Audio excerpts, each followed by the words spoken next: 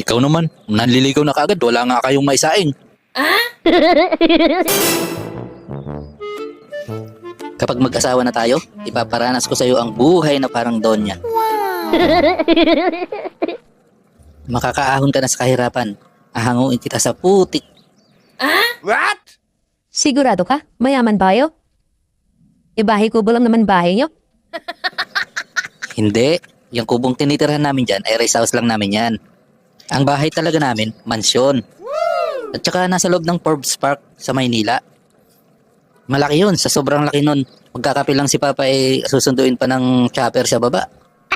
Tapos ihahatid sa rooftop para doon lang magkape. Kapag kakain naman ng tanghalian, sinusundo siya ng private jet. Kasi kung saan sang bansa nagtatanghalian yun eh. Oh yes. Grabe, sobrang yabang nyo pala. Sobrang yaman. Oo, syempre. Hindi mo lang alam na isang akong prinsipe na nagpapanggap lang na mahirap. What? Oo, akala mo sa mahubi lang nangyayari yun, ano? Pero mukha ka namang hindi nagpapanggap. Bakit? Kasi mukha ka namang mahirap. Hindi ang mukhang to, mukhang mahirap. Wow, ang swerte ko naman. Hehehe, swerte ka talaga sa akin, nasa akin na lahat eh. Mayaman, mabait, at higit sa lahat, ay gwapo. What? I love you.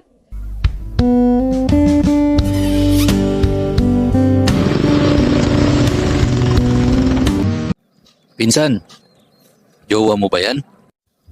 Oo, pinsan, inggit ka. Wow. Ba't naman ako may inggit? Teka, andun ba yung nanay mo sa inyo? Sinong nanay? Wala akong nanay. Baka ang sinasabi mo ay si mama. Walang iya ka, pinsan. Kailan ba naging mama ang tawag mo kay tita? What? Mama naman talagang tawag ko since birth. Huwag mong pansinin yan Hindi namin ka-level yung pinsan ko na yan eh. Bakit mo nga pala tinatanong pinsan? Ano, manghihingi ka bang ayuda? Pumunta ka na lang doon sa bahay. Hehehe. O diba, ang yaman namin. Marami talagang mahihirap na lumalapit sa amin. Yun bang humihingi ng tulong? Ano pinsan, pumunta ka na doon. Hindi ako makadiskarte ng maayos dito eh. Pag hindi ka binigyan ni mama, sabihin mo, pinapunta kita. Wow, ang yaman niya talaga. Napakagalante ng pamilya nyo. Pinsan, anong pinagsasabi mo? Pinapupunta ako ni nanay para maningil ng utang yung bigas. What? Bigas? Hindi kami nangungutang ng bigas. Bakit ka naman tumatanggi? Akala mo makakalimutan ko yun Kayo na nga lang pinapautang eh. Kulay blue na palanggana yung dala mo nung umutang ka. Akala mo Huwag kang maniwala dyan. Gumagawa lang ng kwento yan eh. Pumunta ka na ron, si mama ang kausapin mo. Ikaw naman, nanliligaw na kaagad, wala nga kayong maisaing. Diyan ka na nga, wala akong mapapala sa'yo. Umalis ka na. Lupi. Mayaman ba talaga kayo? Oo naman, huwag kang magpapaniwala doon. Palabero talaga yung pinsan ko na yun. Pero bakit siya may motor, ikaw ay wala? Alam mo, hindi ko na kailangan ng motor na yan sa dami namin sasakyan.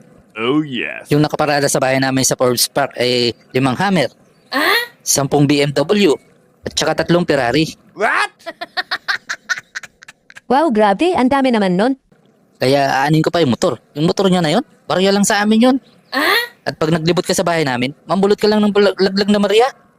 Ay makakabili ka na ng ganong motor. Mga coins pa lang yun Pero pag mga bilis na ang napulot mo doon sa bahay, ay makakabili ka na ng kotse. Eh bakit naman maraming nakakalat na pera?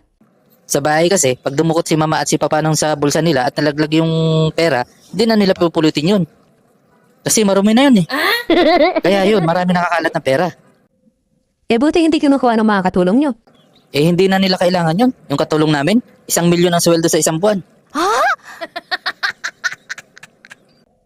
OMG! Grabe, ang talagang yaman nyo. Ang swerte ko talaga sa'yo. Para akong tumama sa pader ay sa loto. Pinsan. Pinsan, andito ka na naman. Dumiretso ka na, panira ka lang ng diskarte dito. May pinapasabi sa'yo si Tia. Ano yun? Umuwi ka daw muna at magbalat ka ng saging at yun ang pananghalian nyo. What? Maniwala ako sa'yo, nangaasar ka lang eh. Huwag kang maniniwala, palabero yung pinsan ko na yan eh. Bahala ka kung ayaw maniwala, galit na si tita sa'yo. Bakit? Ano ba ginagawa ni mama? Andun sa kapitbahay, naglalabandera. Dumidiskarte ng pambili nyo ng bigas. Kapag di ka para umuwi, susunduin ka ng pamukpok ng damit. Tsaka laban mo raw yung kumot na inihian mo kagabi. Huwag kang maniniwala dyan. Nag-iimbeto lang ng kwento yan. Magaling gumagawa-gawa ng kwento yan eh.